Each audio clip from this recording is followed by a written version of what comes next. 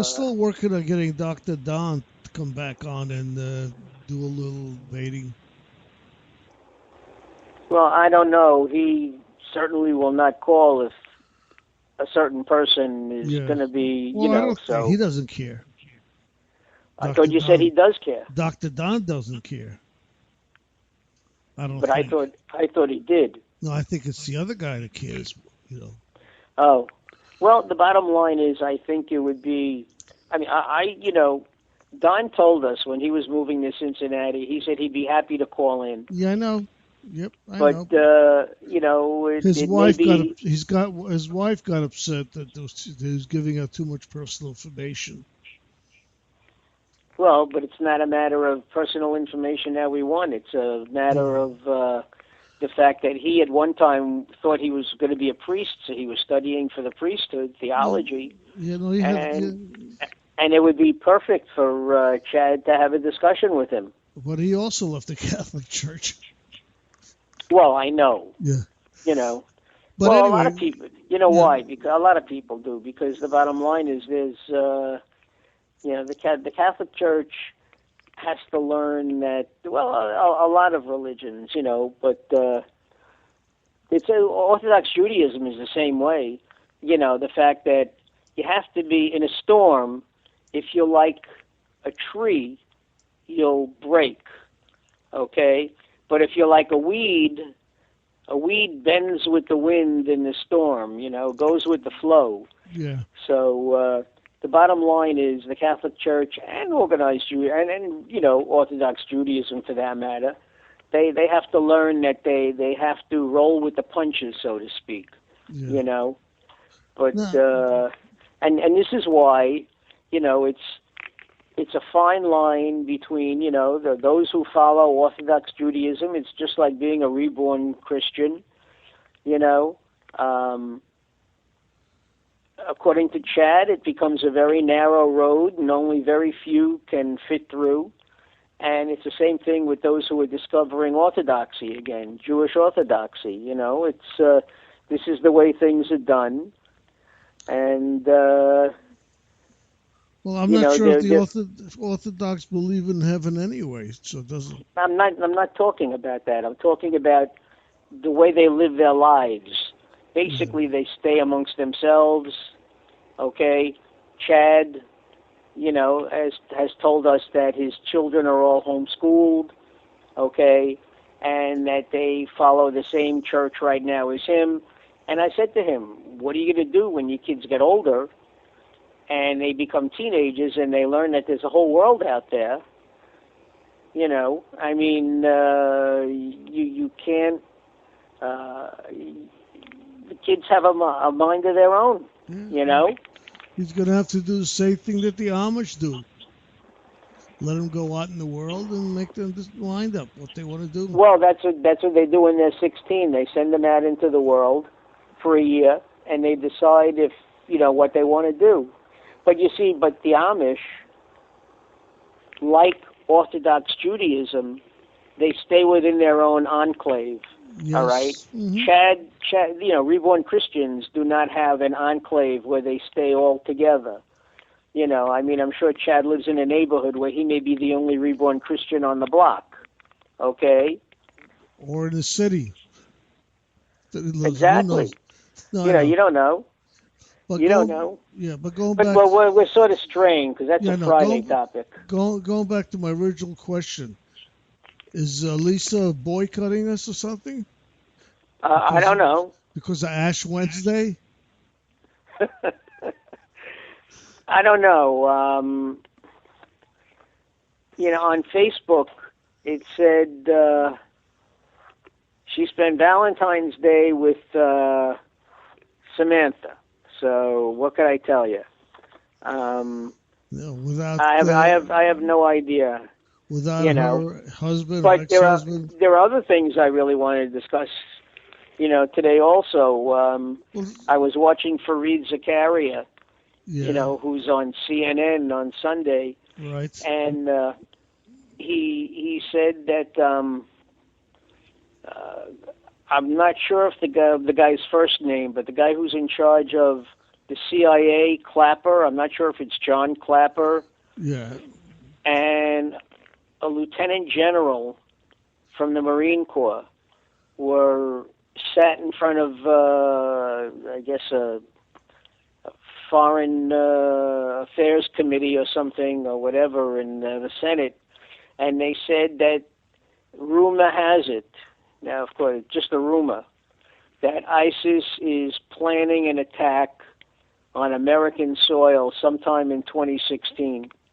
Well, they had him on CNN. He said the same thing. I mean, on not a CNN, on what was the 60 Minutes. Okay, because Fareed Zakaria is on CNN. No, 60 Minutes. 60 Minutes. I heard you.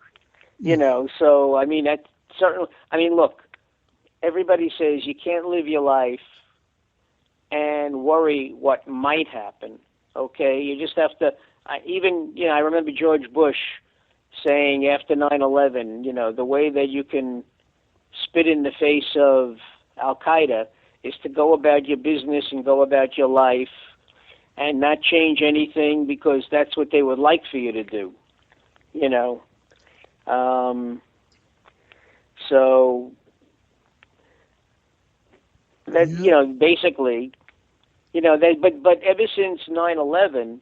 We've always known that there's a possibility that we can have other attacks. I mean, we're just very lucky that the CIA and the FBI and local police in various cities have worked together and thwarted some of these attacks.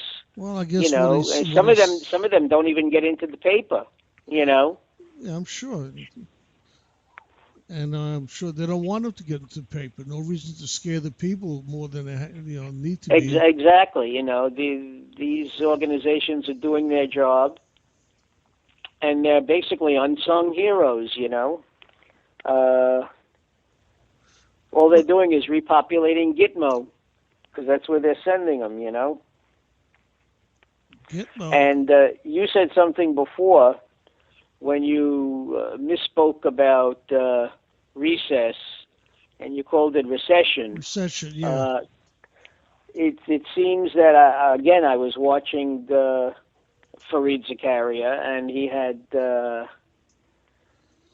Reina Farahu from Time Magazine, who's the financial editor, and somebody else from the World Bank, and they said that right now, we're like almost in the throes of the beginnings of another recession, Great Recession. Mm-hmm. Okay, because when America went into a recession back in 2006, China took over a lot of the world debt, and now 10 years later, it's like, you know, China is coming full circle, and their bubble is about to burst, and it's going to affect everybody. Okay, so we should be prepared that we may be facing another recession. You know, I'd hate to think about it. I remember what it was like back in 2007 and 2008. And how we fought so hard to try to get out of it, but so many people lost jobs. So many people lost savings accounts and college funds for their children and retirement accounts. That's why so many people into their 60s now, and some people even into their 70s, are still working, you know. You mean like me? Well, it's, you know, there's like no retirement in sight. Yeah. You know. Yeah. Well, it's a lousy thing. You know. Well, one thing we were talking before about Judge Ginsburg and Scalia. Mm-hmm. Now, one of the things that I admired about the guy, supposedly he was a really extremely smart man. Oh, he was. He was extremely intelligent. And he went by the Constitution. You knew what he was how he's going to judge it.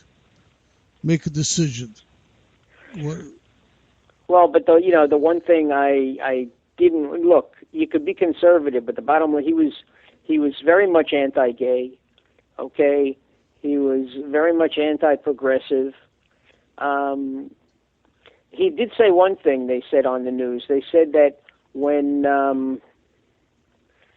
the sodomy laws were struck down, and I don't remember what year it was, when the court struck down the sodomy laws of various states, okay, he said the next thing that he said before long, he said, you're going to have same-sex marriage.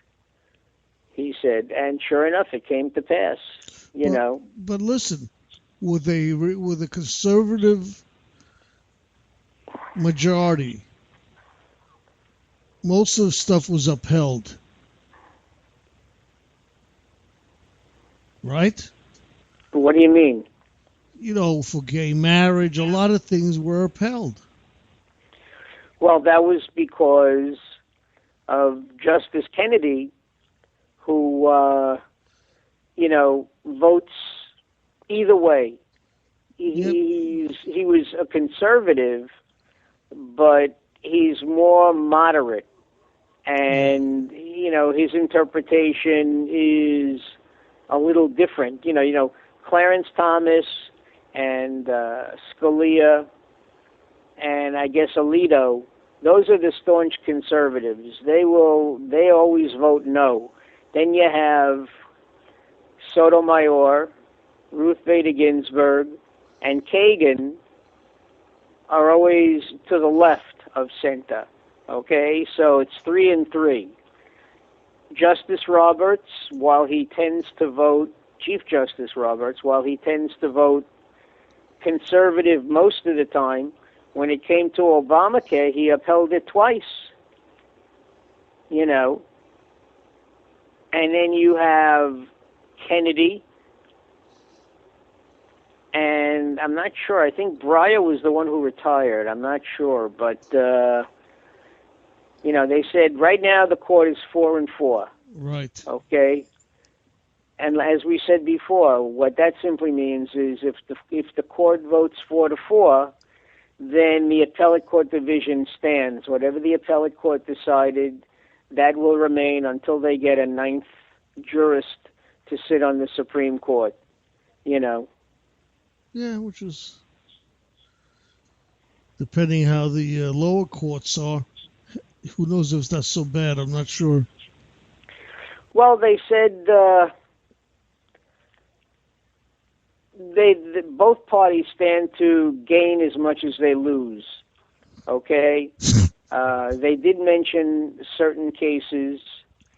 It means that in Texas, affirmative action, which was struck down by the appellate court for the University of Texas, will stand. But it also means that I'm not sure if it was in Michigan, but one of the unions were fighting to get non-union members to pay into some sort of fund, okay? And it says that as long as they're working and reaping the benefits of the union without being in the union, they have to contribute, okay? So that will be upheld. And the court was hoping to strike that down. So like I said, each one stands to win a few and lose a few, which means basically there won't be any headway. It'll just remain status quo. And I guess considering the situation, that's about all you could hope for. Yeah, listen, it's always a give and take.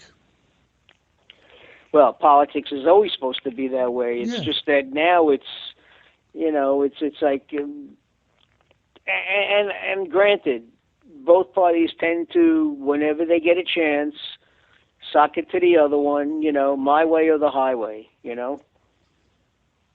Yeah. What can I say? But I got to tell you, Felix, my mouth is getting dry. Pretty dry. I'm going to have to go put some coffee in my cup. You want to play a song? Let me see what this is. Hold on.